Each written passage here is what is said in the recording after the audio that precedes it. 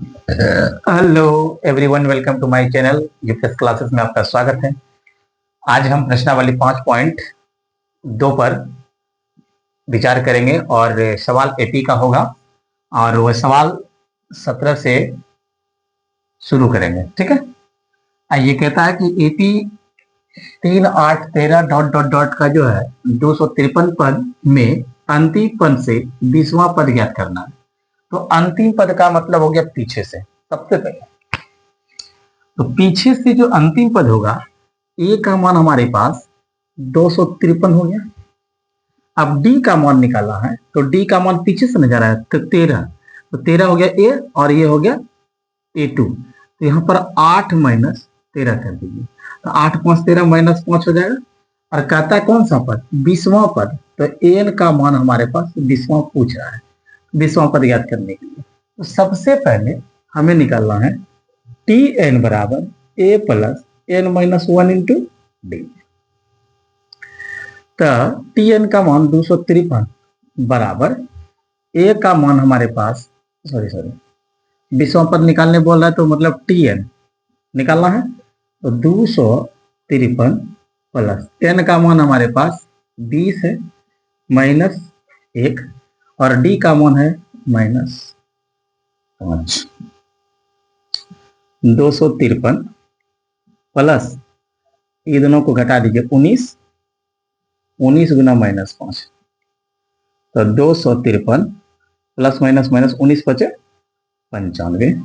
अब देखिए इससे एक पे चलिए 13 में 5 जाएगा 8, यहाँ बचा है कितना 4 और 4 में से एक पे चलिए 14 में 9 जाएगा 9 5 14, यहाँ बच गया 1। इसका आंसर 158 हो। चलिए आपका नेक्स्ट सवाल है, कहता है किसी एटी के चौथे और 8वें पदों का योग। तो योग जो है एसएन का फॉर्मूला में आ गया। तो देखिए ये सॉरी एसएन वाला नहीं है, कहता है कि तीसरे चौथा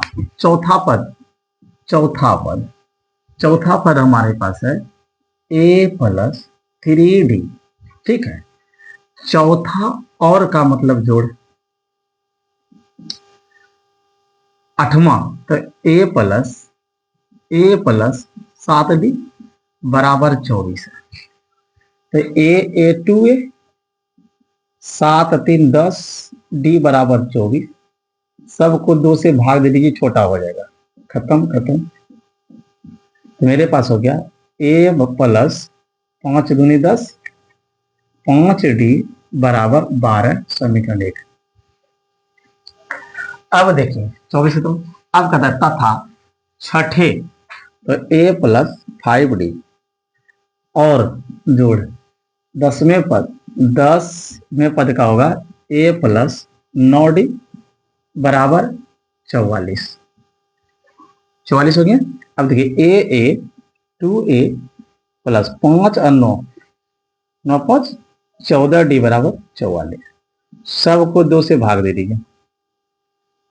खत्म ए, खत्म 7, खत्म 22 समीकरण 2। अब लिखिए समीकरण 1 तथा 2 से। समीकरण 1 है ए प्लस 5D बराबर 12, समीकरण 2 है ए प्लस 7D बराबर 22। अब देखिए इसका चिन्ह चेंज कर दीजिए, ये दोनों खत्म। तो 7 में से 5 गया तो -2D, इसमें से 22 में से 12 जाएगा 0 1 -10 माइनस खत्म। डी का मान हो गया हमारे पास 5 दूनी 10। अब हो जाएगा समीकरण 1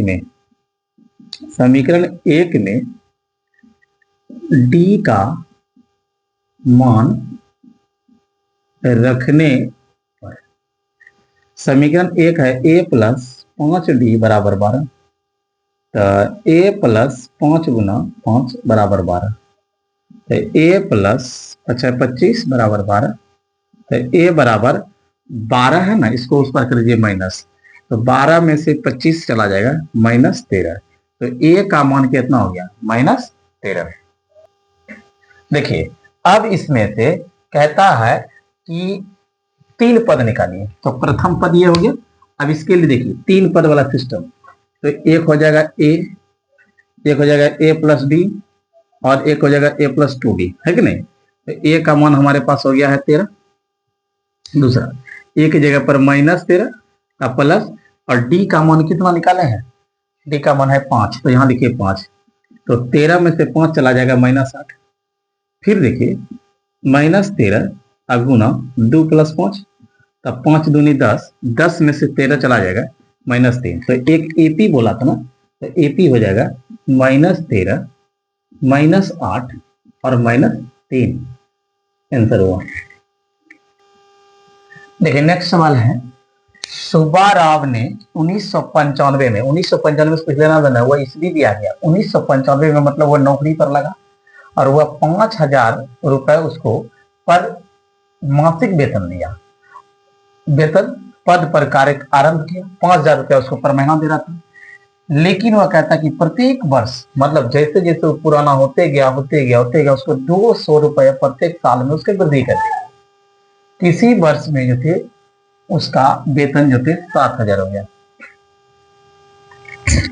तो देखिए सबसे पहले था वह एपी में, ये एपी में सबसे पहले उसका था वेतन 5000। देखिए अब कहता है कि प्रत्येक वर्ष वृद्धि कितनी, 5000 था, उसके बाद उसमें हो गया 5200, फिर हो जाएगा 5400, इस तरह से कब तक, जब तक वह 7000 उसका वेतन ना हो जाए। तो सबसे पहले ए का मान हमारे पास 5000, डी का मान 5200 में से 5000 घटा दीजिए 200, अंतिम पद मतलब टीएन 7000। तो क्या बोला है, टेनवा पर बराबर, तो लिखेंगे टीएन बराबर A plus N minus 1 into D. TN का मान हमारे पास 7000, ए का मान है 5000 प्लस एन का मान नहीं पता, क्योंकि हमसे पूछा जा रहा है कितना वर्ष लगेगा, मतलब कितनी टाइम लगेगा, एन का मान नहीं पता है, डी का मान 200। इसको इस पर कर दीजिए, तो 7000 में से 5000 घट जाएगा, मेरे पास 2000 बचेगा। तो एन माइनस 1 2 0 2 0 खत्म, 2 से 5 से 10 12 खत्म, ये हो गया 10 बराबर एन माइनस 1। इस एक को इस पर कर दिए तो एन बराबर 11, मतलब वह 11 वर्ष के बाद इसका वेतन जो है कितना हो जाएगा, 7000।